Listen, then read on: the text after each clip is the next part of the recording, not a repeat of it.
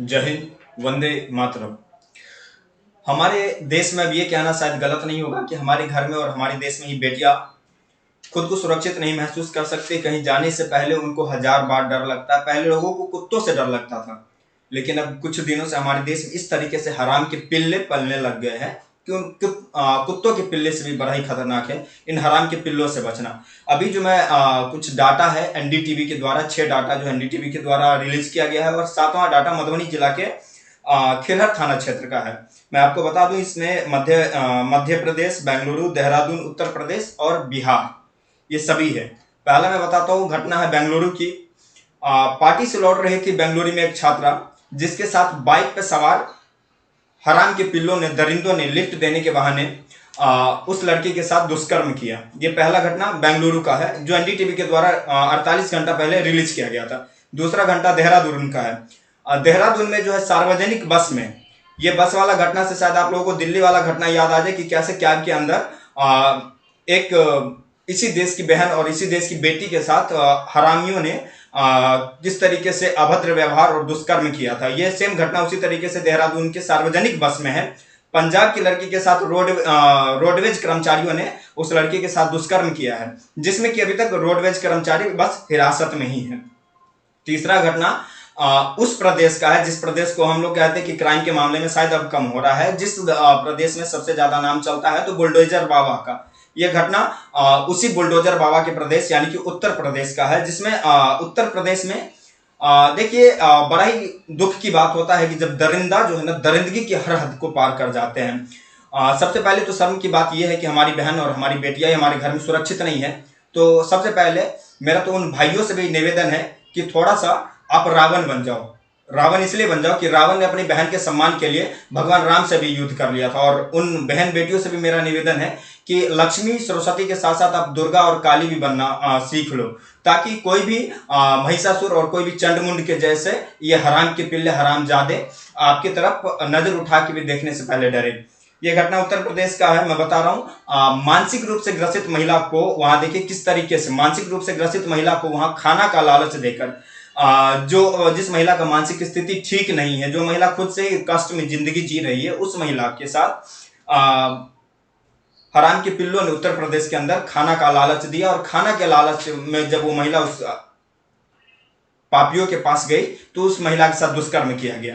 और दूसरा घटना भी उत्तर प्रदेश का ही। उत्तर प्रदेश में 14 वर्षीय बच्ची के साथ जो है उसके स्कूल के टीचर ने दुष्कर्म किया है। जहां हम गुरु और शिष्य का दर्जा जो है भगवान से तुलना करते हैं। जब भी गुरु और शिष्य का बात आता है तो वहां हम एकलव्य, गुरु द्रोणाचार्य और कर्ण और अर्जुन, महामहिम भीष्म जैसे महायोद्धा और इस तरीके से प्रतापियों को हम याद करते हैं। जहां और अभी के समय में वही रिश्ता कितना कलंकित हो चुका है कि 14 वर्षीय बच्ची के साथ उसी के स्कूल के टीचर ने बलात्कार किया है। उत्तर प्रदेश में 14 वर्षीय बच्ची के साथ उसके स्कूल टीचर ने दुष्कर्म किया। 1 महीना तक इलाज चलने के बाद उस बच्ची का मृत्यु हो गया। तीसरा घटना भी उत्तर प्रदेश में ही है। उत्तर प्रदेश में बेटी के साथ 1 साल तक,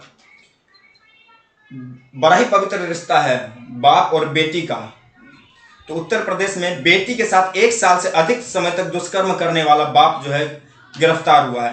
तो मेरा निवेदन है ना सरकार से, प्रशासन से, इस तरीके के जो लोग मिलते हैं ना उनको गिरफ्तार मत करिए। दोषी जैसे पाया गया तो उनके एक एक पार्ट को काट करके चील और कुत्तों को खिला दीजिए, ताकि उन ना, क्या ही गाली दूं यार, गाली निकलती है इन लोगों के लिए, उन सभी को ना, ताकि पता चले कि आखिर दर्द क्या होता है। तो उत्तर प्रदेश में एक बेटी के साथ 1 साल से अधिक समय तक दुष्कर्म करने वाला गिरफ्तार।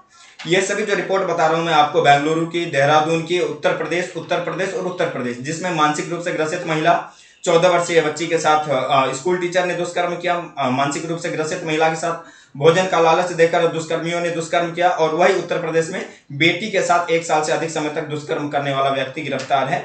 और